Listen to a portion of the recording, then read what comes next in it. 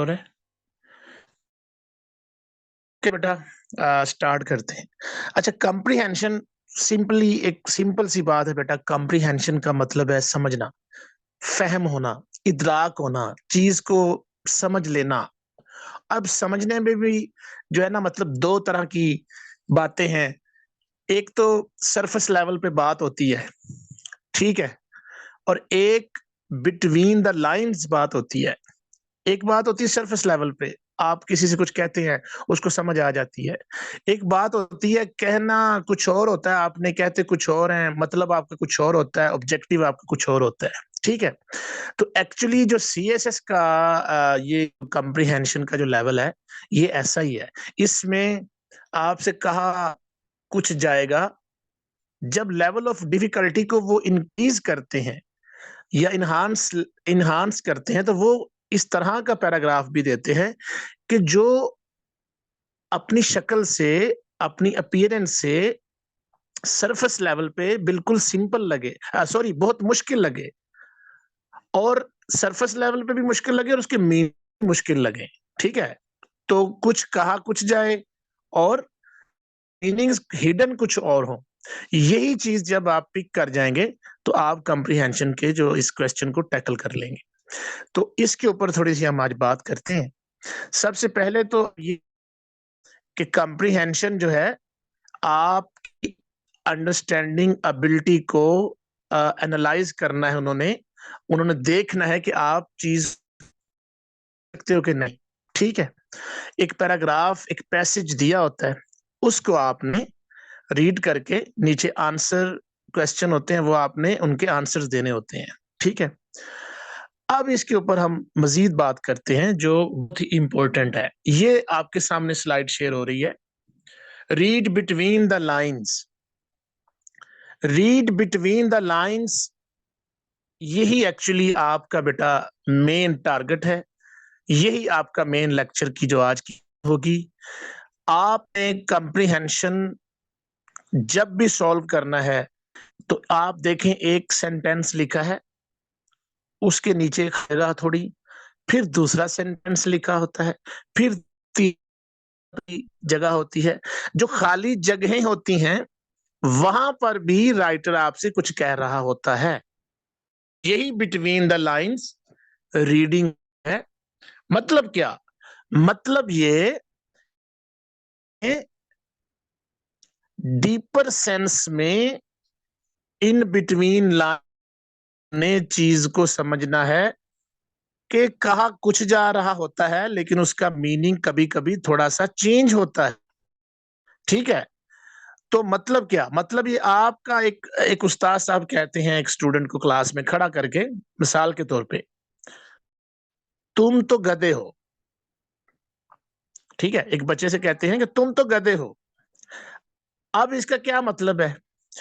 इसका मतलब यह है कि तुम अहमक हो, लायक हो, बात तुम्हारी समझ में आती नहीं, ठीक है। लेकिन टीचर ने कहा क्या? उन्होंने बस इतना कि तुम तो गधे हो, ठीक है।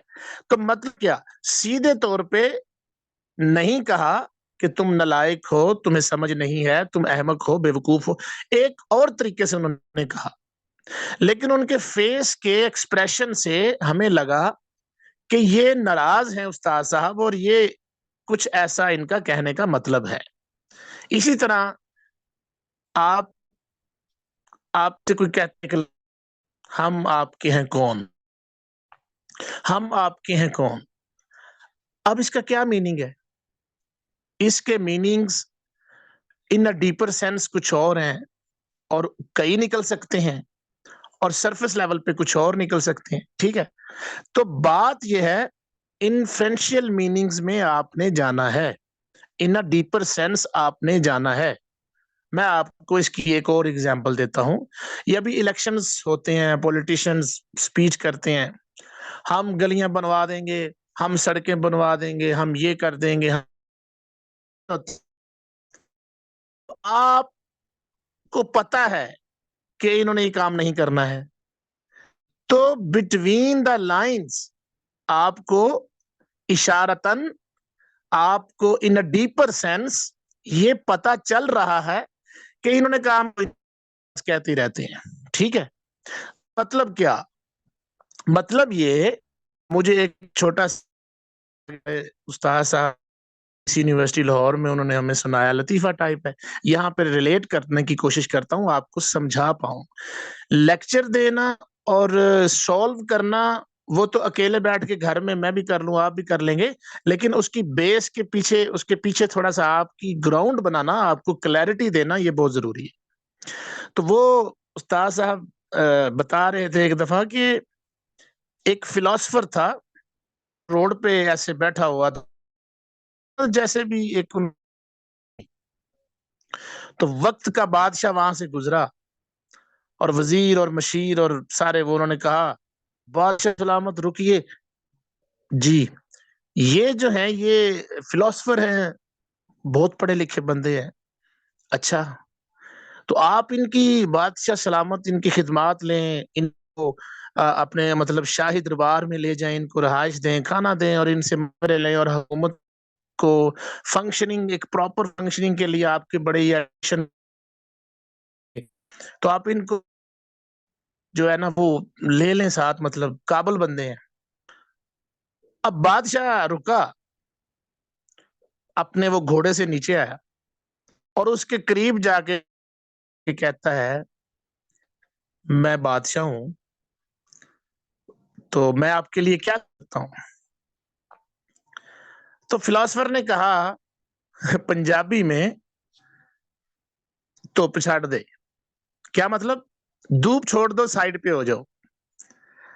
इसका क्या मतलब है, इसका क्या मतलब है इन डीपर, इसका ये मतलब इन डीपर सेंस कि भाई, I have nothing to do with you, ठीक है, आप जाओ, मुझे आपकी बादशाहत से, मुझे आपकी ये अमीरी से और ये सारी अमारत से मुझे कुछ लेना देना नहीं है, मेरी एक अपनी दुनिया है।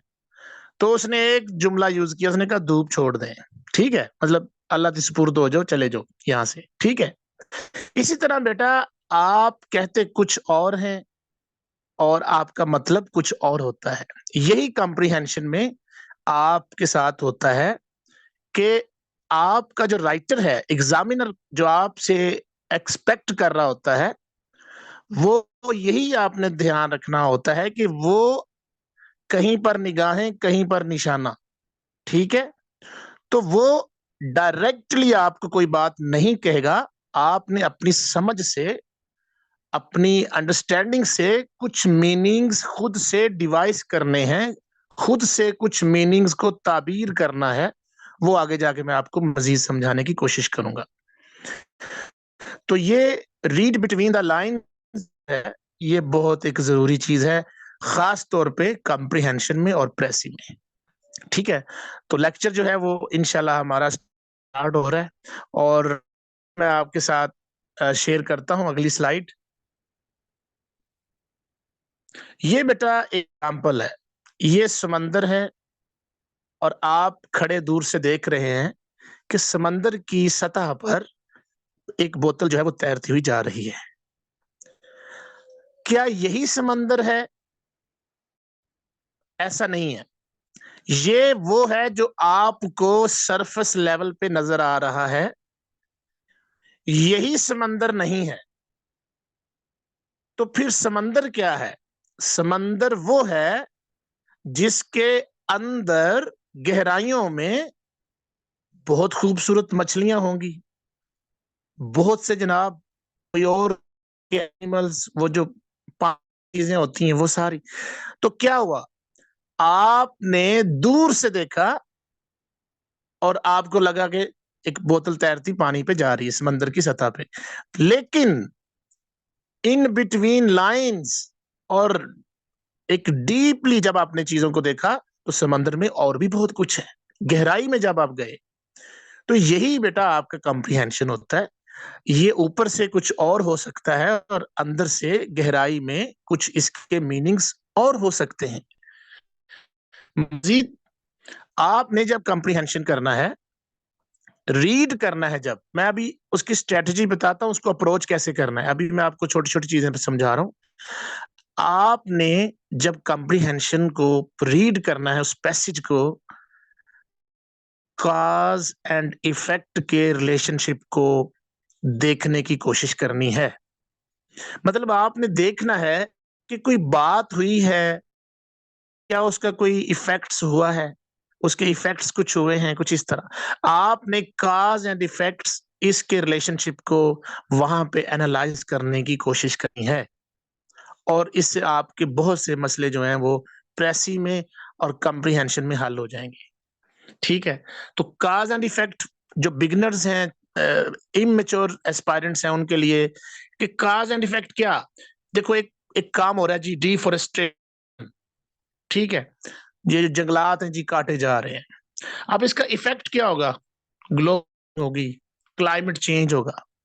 इस आपका जो दिया गया पैसेज होता है उसमें काज एंड इफेक्ट को आपने कंसीडर करने की कोशिश करनी है। ठीक है जी। उसके अलावा क्या हो सकता है? आपके दिए हुए पैराग्राफ में कोई प्रिडिक्शन हो सकती है, किसी चीज को प्रिडिक्ट किया गया हो, आपने ध्यान करना है। और अब फर्ज करें ये गहरे घने काले बादल छाए हुए हैं, कोई आपसे कहता है कि घने गहरे काले बादल छाए हुए हैं, तो इसका क्या मतलब है? इसका मतलब है वो प्रिडिक्ट कर रहा है कि मौसम शदीद तेज बारिश हो सकती है, मौसम खराब हो सकता है। ये एक प्रिडिक्शन है। इसी तरह आपके पैसेज में आप गौर करें, कोई प्रिडिक्शन तो नहीं दी गई। तो इस तरह चीजों को जब आप तोड़ेंगे, छोटी छोटी चीजों को जब आप अपने तरीके से एनालाइज करेंगे, तो पैसेज खुद बोल बोल कर आपसे कहेगा कि मेरे के अंदर ये है, और ये मेरे क्वेश्चन है और ये आंसर्स हैं। ठीक है। इसी तरह एक और बड़ी अहम चीज, क्या आपके उस दिए गए पैसेज में कोई कंक्लूजन तो नहीं दिया गया, या एक या दो कंक्लूजन्स तो नहीं दिए गए? अगर कोई कंक्लूजन आपको लगता है कि किसी बात को कंक्लूड किया गया है, तो आपने उस बात को जो कंक्लूड की गई है उसके पीछे कोई रीजन भी होगी। जब हम किसी नतीजे पे पहुंचते हैं तो उसका एक प्रोसेस होता है। अब आप उस रीजन को भी आइडेंटिफाई करें कि यार ये बात कंक्लूड हो रही है, ये कंक्लूड कर रहा है राइटर, तो इसके पीछे रीजन क्या दे रहा है? रीजन ये दे रहा है।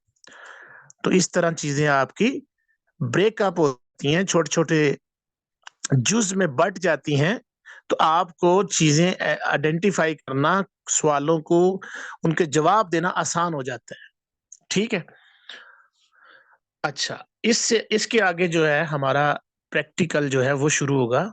एक पैसेज को हम सॉल्व करेंगे। ये बेसिक बातें हैं, और बातें तो बहुत सी हैं, लेकिन चलें इन्हीं पे इक्तफा करते हैं कि आपने बिटवीन द लाइंस को जरा ध्यान में रखना है। ठीक है।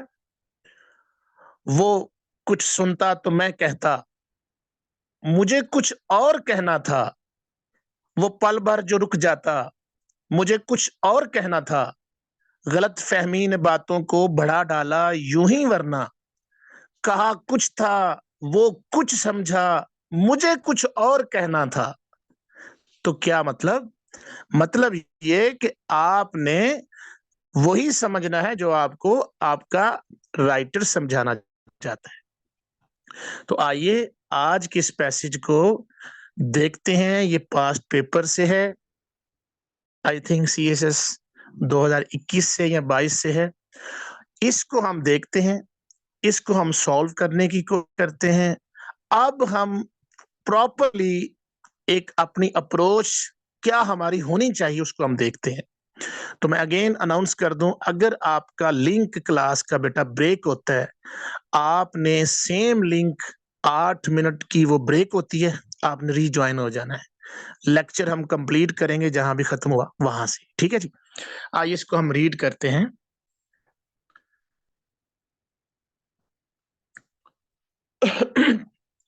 In its response to 9/11, America has shown itself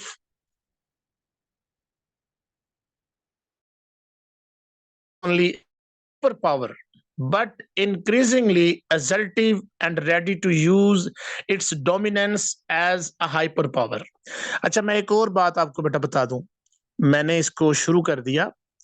strategy ये होनी चाहिए, in my personal opinion, before reading the passage given, आपको एक दफा 2 दफा क्वेश्चंस को सबसे पहले रीड कर लेना चाहिए।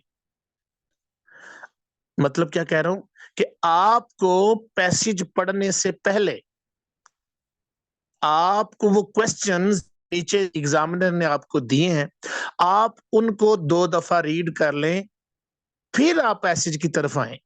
तो चलें, ऐसा ही हम यहां पे करते हैं। फर्ज करें ये है हमारे क्वेश्चंस जो पेपर में दिए जाते हैं, मतलब एग्जामिनर हमें देता है, हमने इनके आंसर करने होते हैं। Question number 1, why does the doctrine of power set by new imperial America deny space to counseling? ठीक है, तो काउंसलिंग आपको पता है, कंसल्टेशन होता है, मुशावरत करना, ठीक है, मुफाहमत करना, निगोशिएशंस करना। तो जो अमेरिका का डॉक्ट्राइन ऑफ पावर है, यानी उसका जो आइडिया है, पावर का नजरिया है, उसने डिनाई क्यों किया काउंसलिंग की बात को, काउंसलिंग की वैल्यू को, या काउंसलिंग के होने को, कि काउंसलिंग होनी चाहिए कि नहीं होनी चाहिए, उसने डिनाई क्यों किया? तो 1 मिनट की बेटा ब्रेक है, अजान सुन ले। Thank you.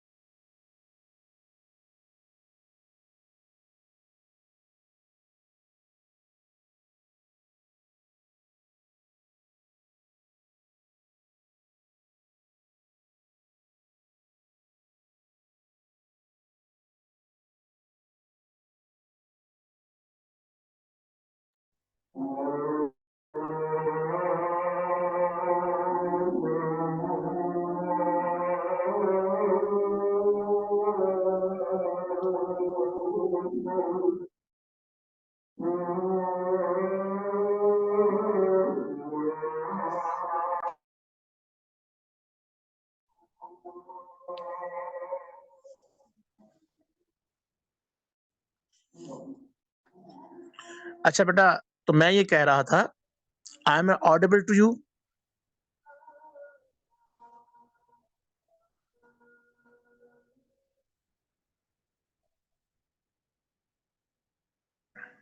Okay.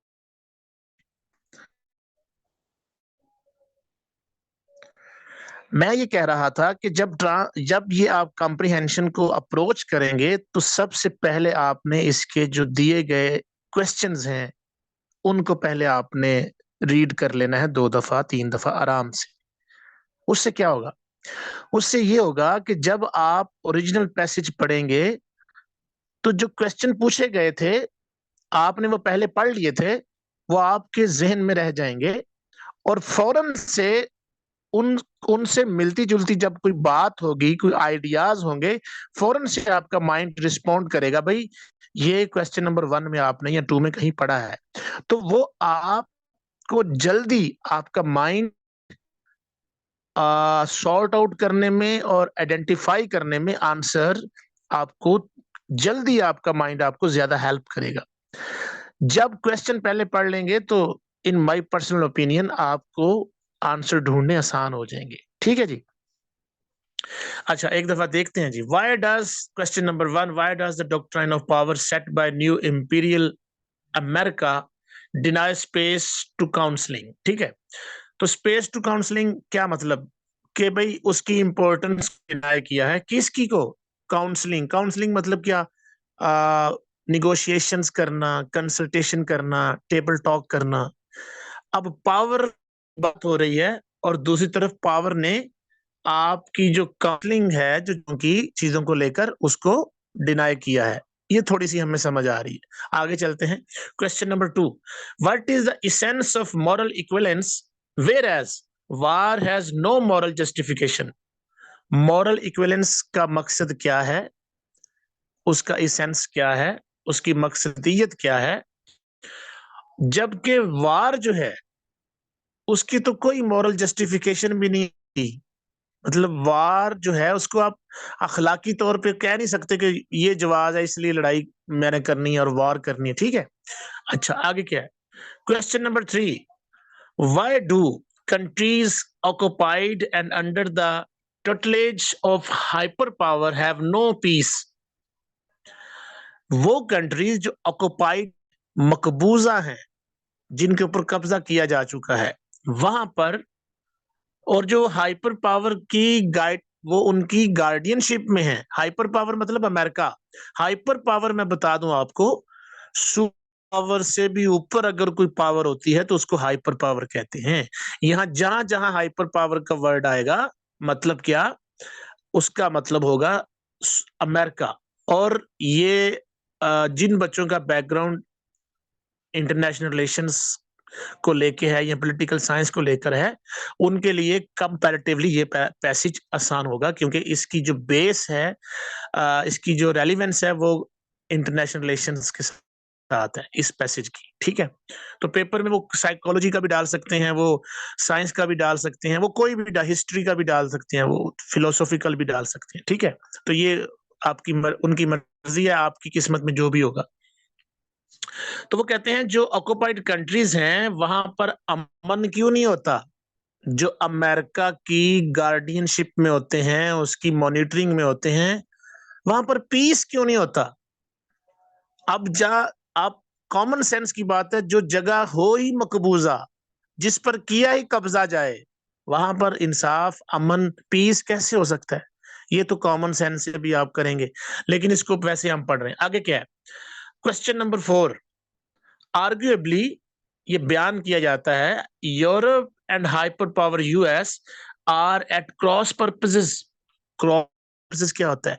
Cross purposes ये होता है कि आपका डिफरेंस ऑफ ओपिनियन पाया जाए, आपका डिफरेंस ऑफ ऑब्जेक्टिव पाया जाए, आप कुछ और कहते हो, दूसरा कुछ और कहता हो, एक अपोजिंग एटीट्यूड हो, ठीक है, फ्लिटिंग ओपिनियन हो, ये क्रॉस पर्पसेस। अच्छा, तो कहते हैं कि यूरोप और अमेरिका वो एट क्रॉस पर्पसेस हैं।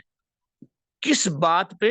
Over the concept of war, जंग के मौजू पे। यानी जंग होनी चाहिए कि नहीं होनी चाहिए, इन दोनों के ख्यालात में, आइडियाज में, ओपिनियंस में डिफरेंस पाया जाता है। क्या वाकया ही ये कन्फ्लिक्टिंग ओपिनियन है?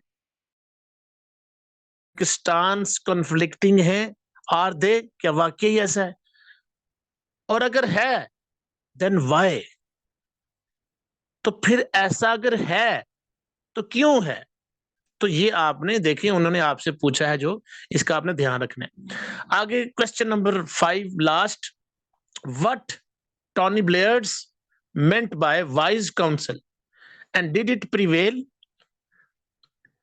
टोनी ब्लेयर जो प्राइम मिनिस्टर थे यूके ब्रिटेन, उस वक्त ये एक इलेक्टेड प्राइम मिनिस्टर थे, ठीक है, उस वक्त। बहरहाल ये कि जो है वो होनी चाहिए। तो क्या मतलब इसका, और क्या ये प्रिवेल किया इसने? वाइस काउंसिल के कॉन्सेप्ट ने प्रिवेल किया कि नहीं किया?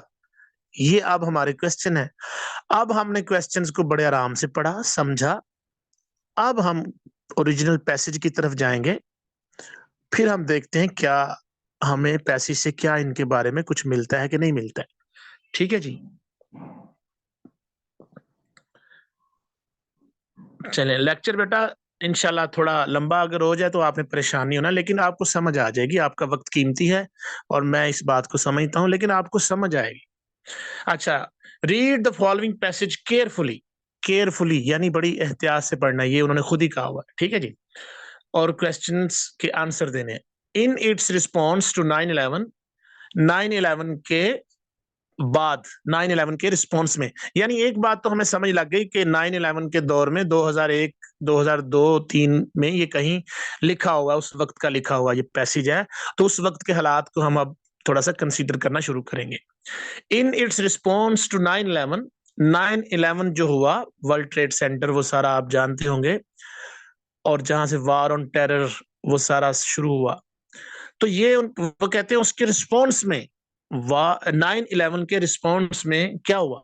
America has shown itself, America ने खुद को दिखाया, to be not only a hyper power, ना सिर्फ एक सुप्रीम पावर, सुपर पावर, एक बड़ी ताकत के तौर पे अपना इजहार किया, बट इंक्रीजिंगली असर्टिव।